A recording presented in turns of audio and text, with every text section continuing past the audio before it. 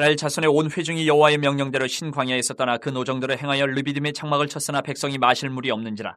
백성이 모세와 다투어 이르되 우리에게 물을 주어 마시게 하라. 모세가 그들에게 이르되 너희가 어찌하여 나와 다투느냐?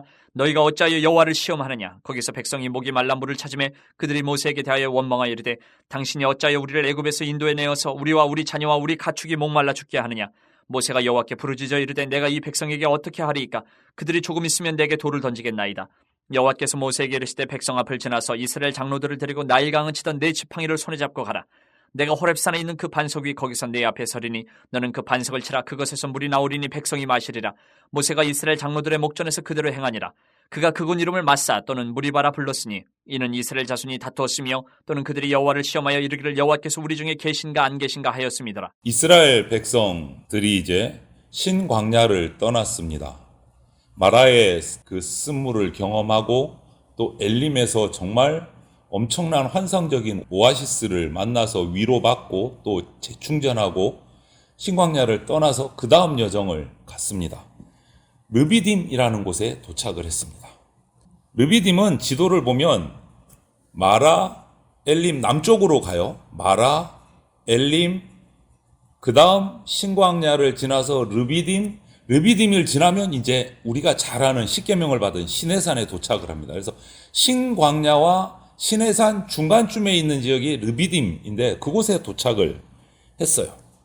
그런데 여기서 또 물이 떨어졌어요. 엘림에서 가지고 온 물이 다 떨어진 것 같아요. 광야를 지나면서 다 떨어져서 르비딤쯤 오니까 이쯤 됐으면 그동안 학습된 게 있어서 하나님 앞에 기도하고 물 달라고 이렇게 간구를 할 텐데 오늘 이스라엘 백성들 또 반응이 어떻습니까? 모세를 원망하고 하나님을 원망하기 시작합니다. 이제 원망을 넘어서 어떻다고 말합니까? 모세와 다퉜다라고 기록을 하고 있어요. 원망 정도가 아니고 이제는 다투는 거예요. 싸움을 하는 거예요. 목마르다고. 그리고 오늘 또 하나 특별한 표현이 나옵니다. 하나님을 시험했다. 하나님을 시험했다. 본문 2절 말씀을 보면 백성이 모세와 다투어 이르되 우리에게 물을 주어 마시게 하라. 모세가 그들에게 이르되 너희가 어찌하여 나와 다투느냐? 너희가 어찌하여 여호와를 시험하느냐? 이렇게 기록하고 있습니다. 이제 하나님이 심판자 주인이 아니시고 이게 바뀌었어요. 주객이 전도가 됐습니다. 백성이 심판장 자리에 서서 여호와 하나님을 정죄하고 있어요. 우리 목마르게 한다고. 애굽에 있는 우리 괜히 꺼내와가지고 잘 먹고 잘 살고 있는데 왜 이렇게 고생시키냐고. 백성들이 심판장 자리에 서서 하나님을 심판하고 있는 거예요. 참 기가 막힌 모습이 벌어진 겁니다. 여러분이 하나님이라면 이 상황에서 여러분은 어떻게 반응하실 것 같습니까? 이런 이스라엘 백성을 바라보면서 여러분이 하나님이라면 어떻게 하겠습니까? 당장의 백성들을 진짜 좀 심한 말로 작사를 낼 수도 있을 것 같은데 오히려 하나님은 모세에게 명령합니다. 너 홍해를 갈랐던 그 지팡이를 잡고 다시 한 번 더 올라와서 반석을 치라 이렇게 명령을 하세요. 그리고 그 반석을 그대로 치니까 거기에 목이 말라서 원망하고 싸웠던 백성들이 필요했던 샘물이 솟아나기 시작했다라고 기록하고 있어요. 이 장면을 먼 훗날 신약시대 고린도전서에서 사도 바울이 이 장면을 이렇게 표현하고 있습니다. 고린도전서 10장 4절 말씀인데요. 그 반석은 곧 그리스도시라 이렇게 표현하고 있어요. 사도 바울. 모세가 지팡이로 내리쳐서 샘물이 나오게 했던 그 반석은 곧 그리스도시다 이렇게 표현하고 있어요. 먼 훗날 사도 바울이 이 장면을 보고. 여러분 여기서 우리가 깨달을 것이 바로 이 본문이 그리스도를 통해서 우리 인생들이 필요로 하는 샘물이 솟아났다 이것을 설명하고 있는 거예요. 그리스도를 통해서. 여러분 오늘 이 시대를 살아가는 저와 여러분들에게 오늘 이 반석에서 솟아나는 샘물이 어떤 의미를 가지고 있을까요? 어떤 의미일까? 그것을 우리가 한번 오늘 생각해 보면 좋겠습니다. 그냥 단순하게 광야에서 목마른 백성들이 짜증내니까 하나님이 얼르고 달래신다고 반석을 깨뜨려서 물을 내리셔서 그냥 목을 축이셨더라 이 정도 의미가 아니다. 그래서 사도 바울은 그 반석이 곧 그리스도시다 라고까지 표현을 했어요. 이 샘물의 의미를 우리가 잘 알아야 됩니다. 첫 번째 이 샘물은요 희생이에요. 희생의 샘물입니다. 르비딤 강야에서 그렇게 절실하게 필요했던 물, 하나님이 준비하신 그 반석이 깨어지는 것을 통해서 그 샘물이 솟아났습니다. 그 반석 속에 준비하고 계셨어요. 그런데 오늘 본문 6절 말씀을 여러분 잘 자세히 한번 보십시오. 6절을 보면 하나님께서 모세에게 반석으로 와서 치라고 명령하셨는데 그 말씀을 자세히 보면 이런 구절이 있어요. 그 반석 위 거기서 내 앞에 서리니, 이렇게 말씀을 하세요. 너 반석으로 가서 쳐라. 그 반석에 내가 서 있겠다. 하나님이 서 있겠다. 모세에게 이렇게 말씀. 이거 없어도 되는데 그냥 치면 물 난다 이러는데 그 사이에 이 말씀을 꼭 넣으셨어요. 그 반석 위 거기서 내 앞에 서리니, 누가? 여호와께서 서시겠다, 반석 위에. 그리고 나서 반석을 치라. 지팡이를 가지고. 여러분, 그렇다면 모세가 지팡이로 내리친 이 반석은 뭡니까? 사실 보면 반석이 아니고 반석 위에 서 계신 여호와 하나님을 반석으로, 이 지팡이로 친 거예요. 반석이 깨져요. 사실 그 지팡이가 쳐야 할 것은 반석이 아니고 하나님이 아니고 회개 모르고 계속 불평불만하고 원망하고 투덜투덜하는 백성들을 쳐야 되는 회초리가 되는 게 마땅한 거예요. 그런데 그들 대신에 하나님이 맞으시고 그 반석을 깨뜨리신 거예요. 반석 위에 내가 서 있겠다. 그래서 바울은 이 반석을 바로 그리스도다라고 고린도전서에 얘기하고 있어요.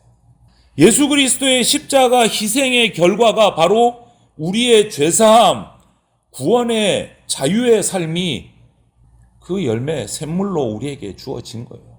예수 그리스도의 깨어짐이에요. 그렇다면 오늘 이들이 마실 수 있었던 그 반석이 깨어지고 솟아난 샘물이 바로 희생의 샘물인 겁니다. 예수 그리스도의 희생의 샘물이요. 우리에게 구원의 샘물이 되는 겁니다. 예수님의 죽으심을 통해 주어진 구원의 샘물. 여러분, 오늘 사는 우리가 이 땅에서 이렇게 누리고 있는 민족적인 축복들, 누군가의 희생으로 말미암아서 우리에게 주어진 것이다 라는 거 우리는 잊으면 안 됩니다. 이제 3.1절이 토요일이잖아요. 토요일. 얼마나 많은 조상들이 일제 식민지 통치하에서 우리 후손들, 우리들이 자유롭게 살게 하기 위해서, 독립을 위해서 얼마나 많은 희생을 감수했는지 우리는 잊으면 안 됩니다. 그 기록을 보면 일제 치하에 있던 그 당시 이 한반도 땅에 그리스도인의 숫자는요, 그 당시는 조선이죠. 조선 땅 전체 인구가 한 2천만 명이 조금 넘었다는 기록이 있어요. 그 중에 1.5%가 그리스도인이었어요. 2천만 명 잡고 1.5%면요, 한 20만 명? 그 정도밖에 안 돼요. 20만 명?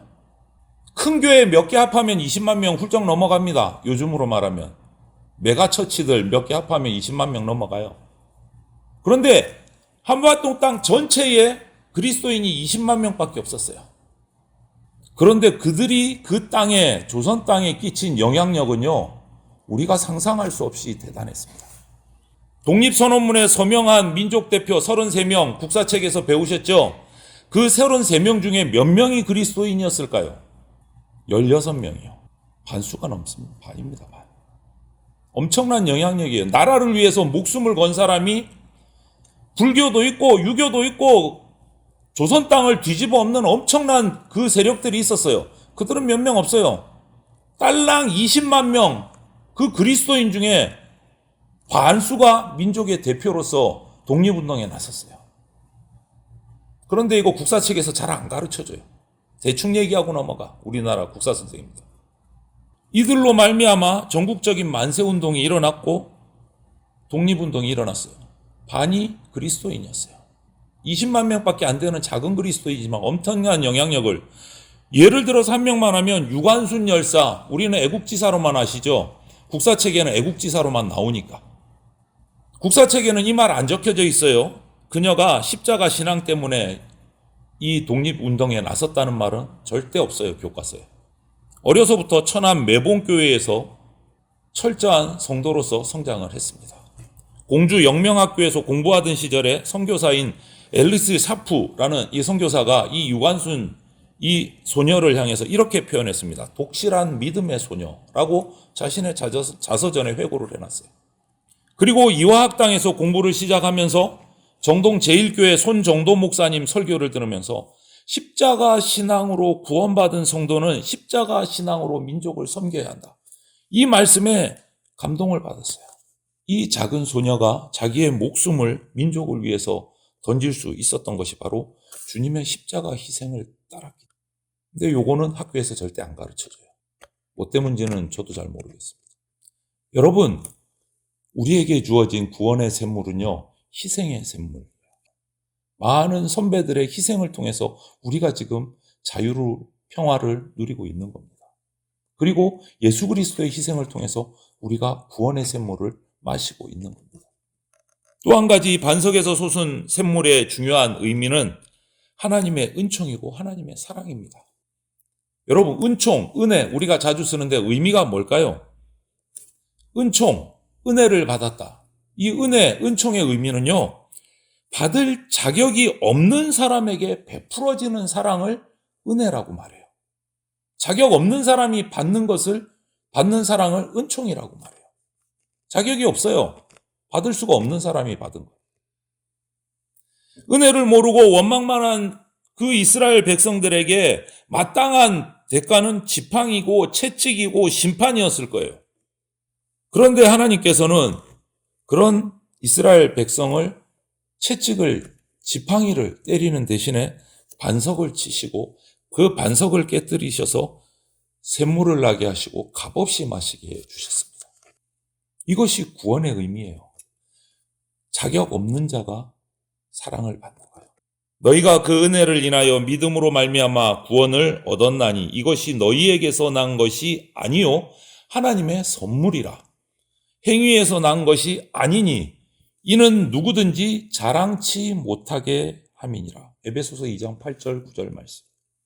자격 없는 자가 구원받았다는 거예요. 자격 없는 자가 하나님의 사랑으로 살아났다는 거예요. 우리의 행위로 받은 거 아니다라고 말씀하세요. 이게 은혜예요. 이스라엘 백성이 반석에서 받은 물이요? 자격 없어요. 그런데 하나님이 그 물을 깨뜨려 주신 거예요. 터뜨려 주신 거예요. 은혜의 샘물이에요. 은혜의 샘물. 그러면 여러분, 이런 자격 없는 우리가 은혜를 받았어요. 사랑을 받았어요. 그럼 우리의 반응은 뭐가 돼야 될까요? 자격 없는 우리가 한없는 사랑, 구원의 사랑을 받았습니다. 그 다음 우리의 반응은 뭐가 당연합니까? 감사할 수밖에 없어요. 그거 말고 할 게 없어요. 감사할 거 말게. 그럼 오늘 우리는 어떻게 살아갑니까? 정말 이렇게 자격 없는 내가 하나님께 구원의 샘물, 은혜의 샘물을 받았다는 것을 알고 날마다 그 십자가 희생에 감사하면서 잊지 않고 감격하면서 또 우리를 자유롭게 해준 신앙 선배들의 그 희생을 기억하면서 감사하면서 살고 있습니까, 우리가? 중요한 거는 이겁니다, 여러분.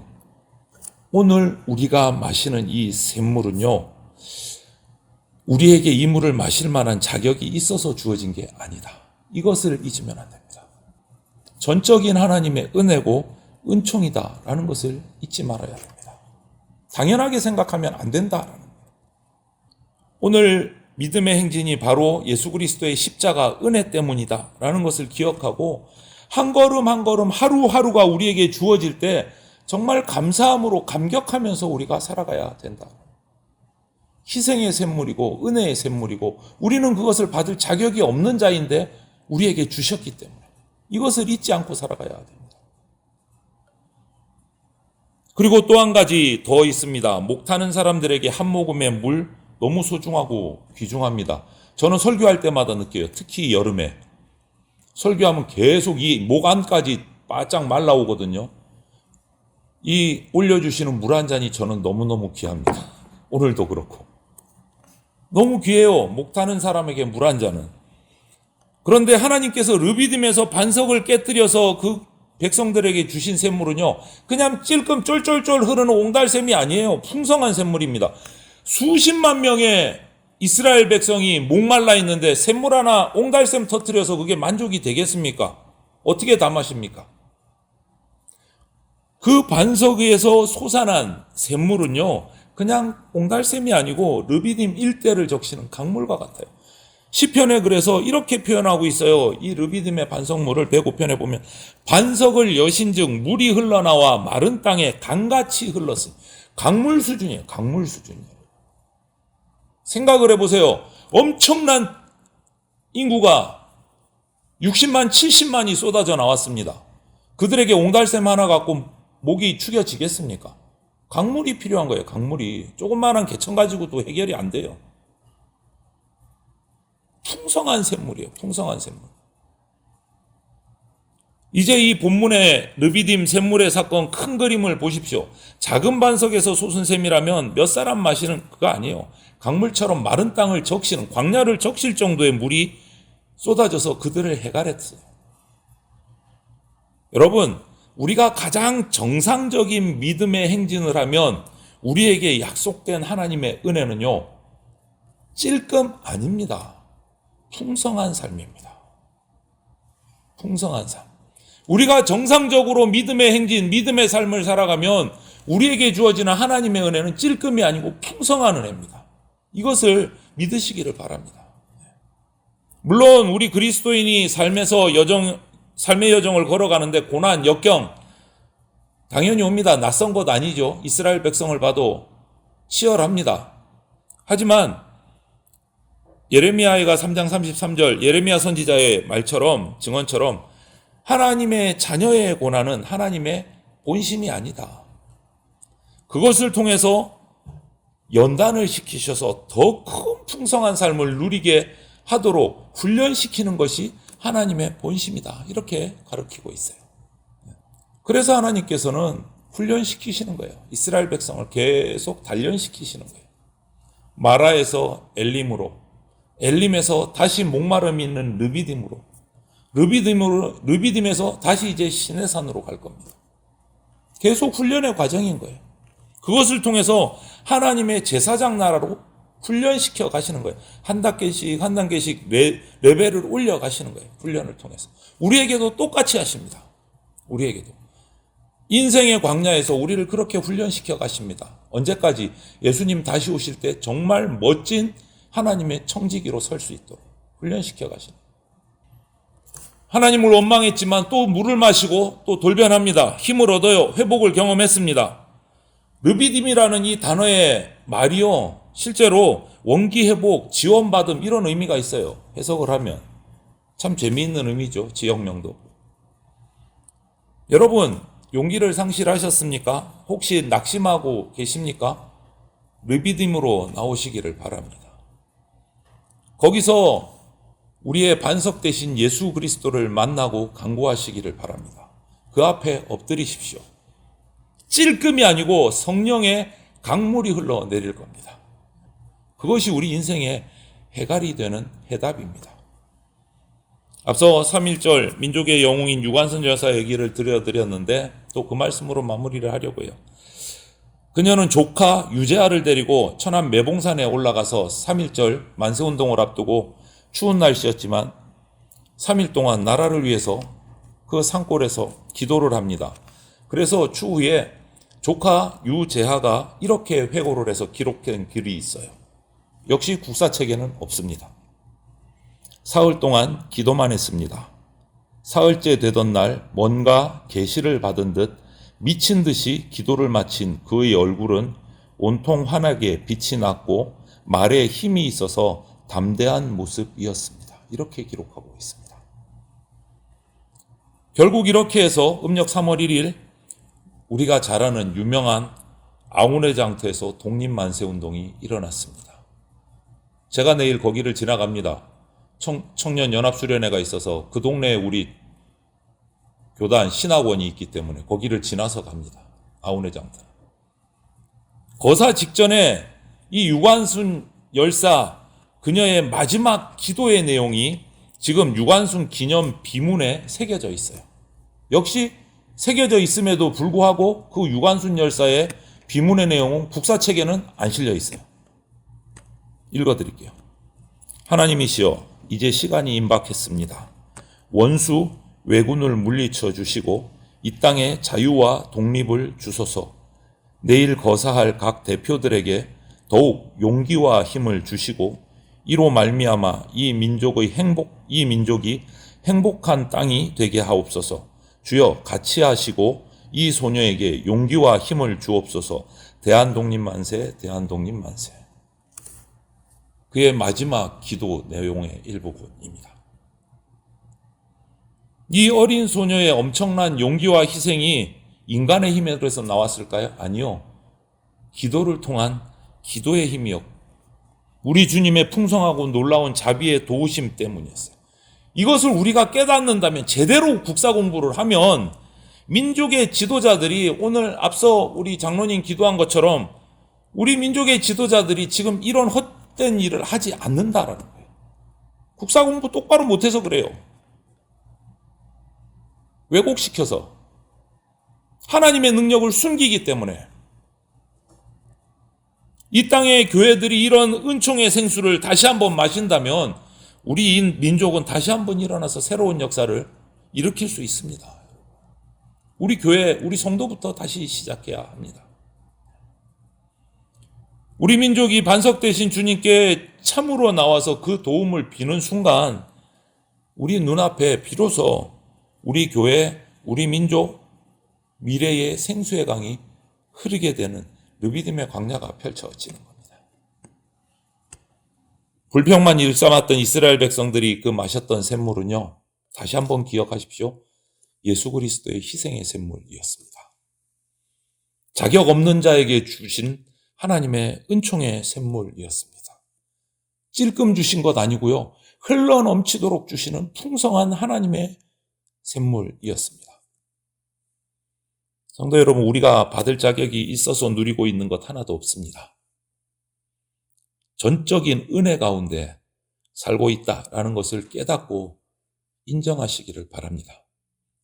그래서 성령 안에서 유관순 열사처럼 풍성한 삶을, 깨어진 반석에서 생명수를 만나는 그런 기적을 체험하는 저와 여러분들이 다 되시기를 주님의 이름으로 축원을 드립니다. 아멘.